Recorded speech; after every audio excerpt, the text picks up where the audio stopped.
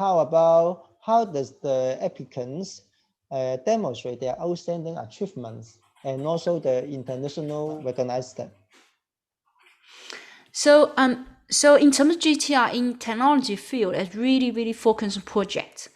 Project they have been doing in the last 5 years, particularly some of the project that has wider impact, which is really interesting for Australia. If your project is really interesting, going to help Australia, and then we strongly recommend to talk about a lot more about project. Everything has to be focused about the project. You need to demonstrate us, are you still prominent?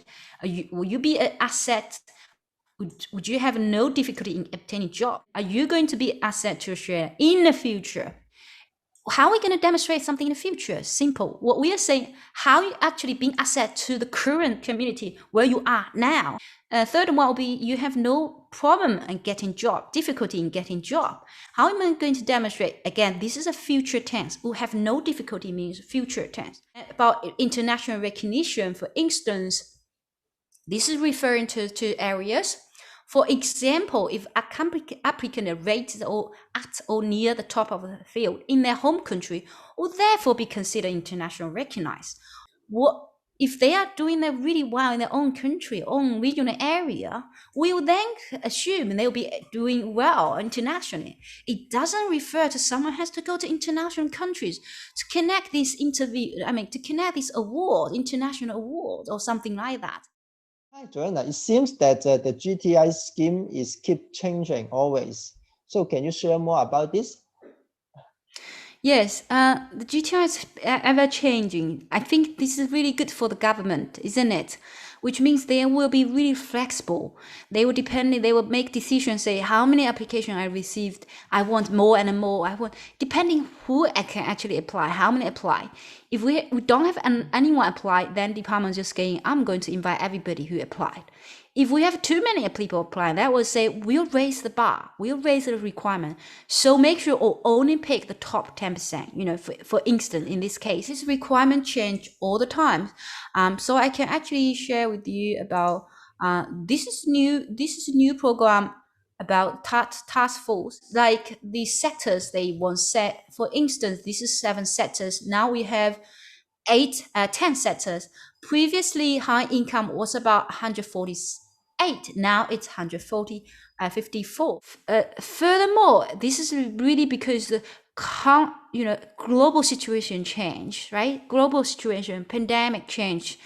A lot about candidates, how they think about Australia.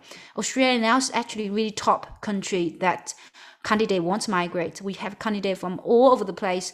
Now, obviously, we have candidates from Hong Kong. They are prioritized among others.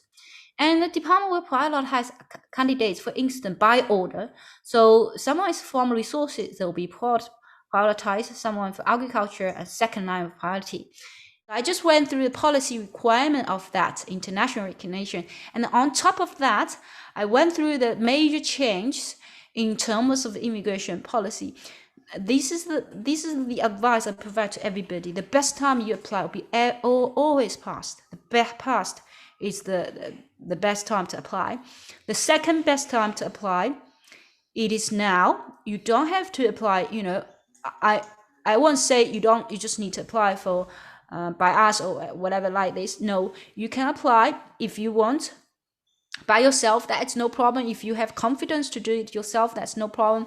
Or if you want to ask advice for other agencies, that's no problem. But make sure if you ask for consultation for advice, you need to make sure that professional has really in-depth understanding of not just immigration law, although this is really important, but about the technology, about the work you do, what makes you special. If they cannot identify you, that what makes you special to meet requirement, and they have no understanding of this requirement,